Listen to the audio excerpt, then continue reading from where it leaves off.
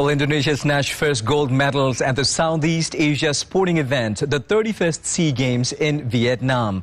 The gold was from rowing and another gold followed, coming from pencaksilat's Rizka Hermawan Ririn Rinasih of the women's double. The first gold medals were presented by pair Kakan Kusmana and Ardi Isadi from rowing after beating Philippines athletes in lightweight men's double sculls number. Another gold medal in rowing was from another pair, Memo and Asuhan Patiha of the men's double sculls. Meanwhile, pencaksilat pair Rizka Hermawan and Ririn also won gold for Indonesia today. They victored in women's doubles with total points of 9.955, defeating Vietnam's own Nguyen Thi Thieu Ma and Nguyen Thi Huynh, who totaled their point 9.925.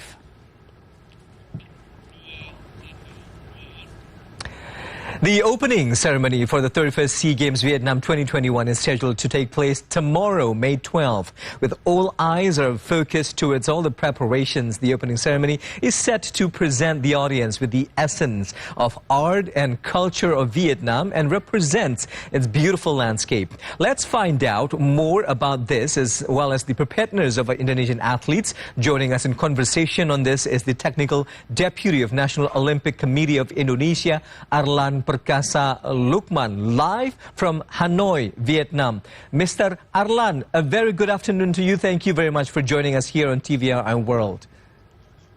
My pleasure. Good afternoon. Right.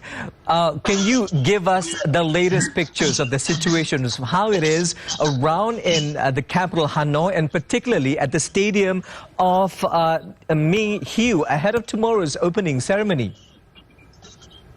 So the preparation of the Vietnam government and the organizing committee is almost 100%.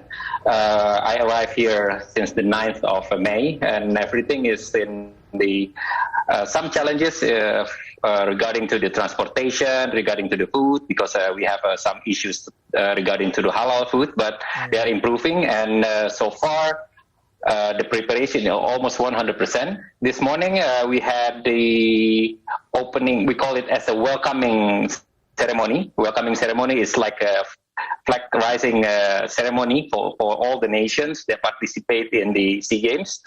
And I believe with the spirit of togetherness and friendship in Southeast Asia, we believe that FIGOC and all the countries that participate will have a nice game, and we will enjoy our stay here.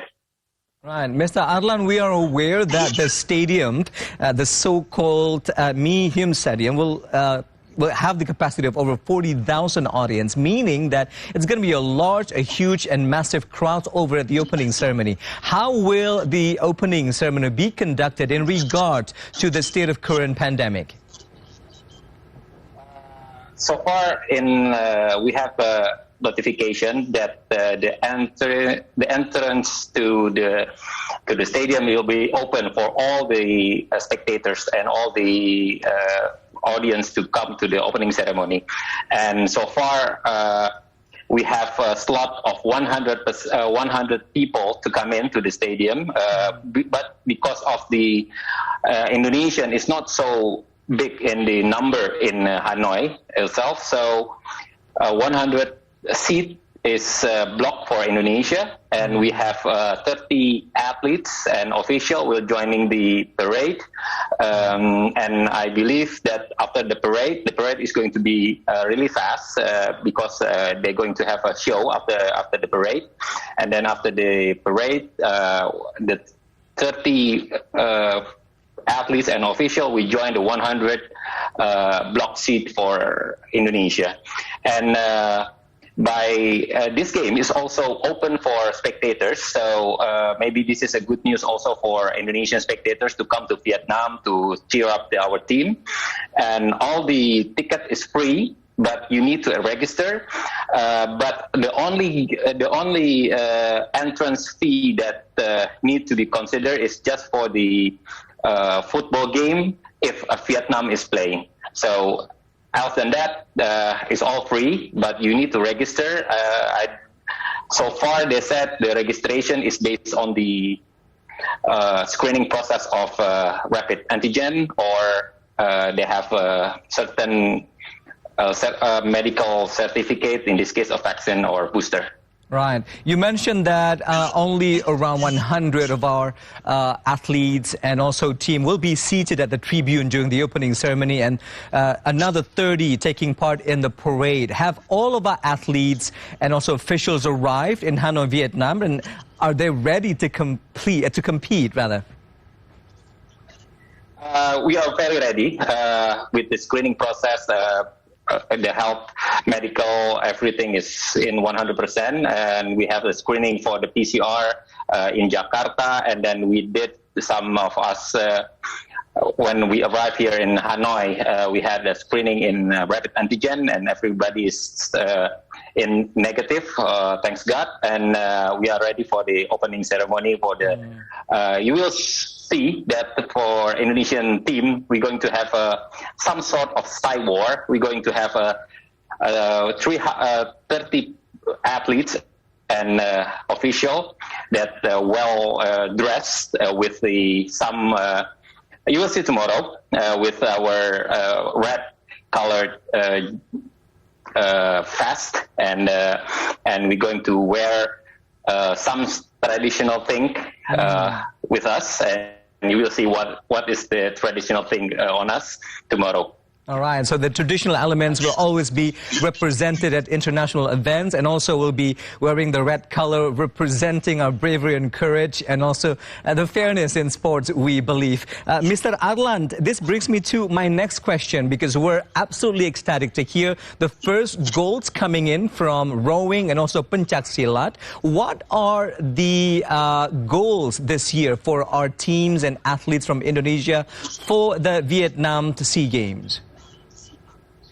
Actually, this year we are not put some target to achieve. We are not aiming for a certain rank or certain amount of medals. But this participation is like because of the postponement from the last year and the condition of COVID of the pandemic itself. We have to be realistic, and we're going to have almost 60% young athletes to compete, and the opening ceremony is not here yet. So earlier this morning, we had already 3 medals, gold medals, and 4 silver and 1 bronze from rowing, as you mentioned, and also pencaksilat. We have 1 gold and more to come, hopefully.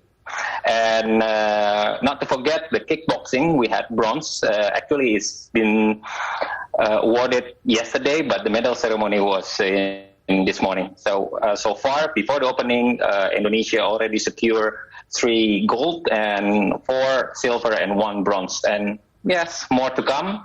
And hopefully we can participate, because the sport that assigned to Vietnam this year is aiming for gold, silver, and bronze only. No, because we have to be realistic about the condition, and all other countries also being realistic, and we aim for the best, but we also ready for anything that can happen because of the pandemic itself, and then the condition, because the athlete is don't have any competition for the last 2 years. So to be realistic, and then hopefully we can to achieve our main goal to become the big 3 of the Southeast Asia. All right. So one thing is being realistic, but of course you have all of us here at home in Indonesia rooting for all of our athletes in Hanoi, Vietnam, which is bringing me to my final question to you, Mr. Alan. Piggybacking on what you just said, what sort of adjustments are being made in regards to our athletes to ensure that this will be not only a safe but also a successful event of SEA Games for all athletes from all countries? So we put some screening process, and they put some you can call it as a semi-bubble system here in Hanoi, and we have our supporting team for Team Indonesia, also not just from medical part, and then also from the recovery team. So hopefully with this is our main objective of Team Indonesia is to participate in the Olympics. So I would say joining the SEA Games, and then next year we're going to have 2 games. We have also another SEA Games in Cambodia and also Asian Games in China, and then Olympic in Paris in 2024. And hopefully all the athletes will have some experience in the competition. A young athlete will have the experience in the competition, and next year we're going to aim for Olympic in this thing, and then we put some special precaution to the athletes regarding to the not just the safety protocol, also the health protocol. So far, because of the semi-bubble system that applied here in Hanoi, all of us is strictly to wear mask and to have a less contact with the spectators. All right. We are definitely sending our best wishes and best of luck to all of our athletes over in Hanoi, Vietnam.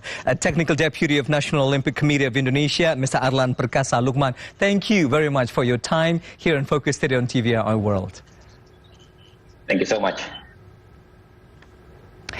In the meantime, Army Strategic Reserve Command, or Kostrad Commander Lieutenant General Maruli Simanjuntak, as President of Indonesian Judo Federation, or PBPJSI, officially dispatched 16 Indonesian judokas to go for the 2022 SEA Games in Vietnam.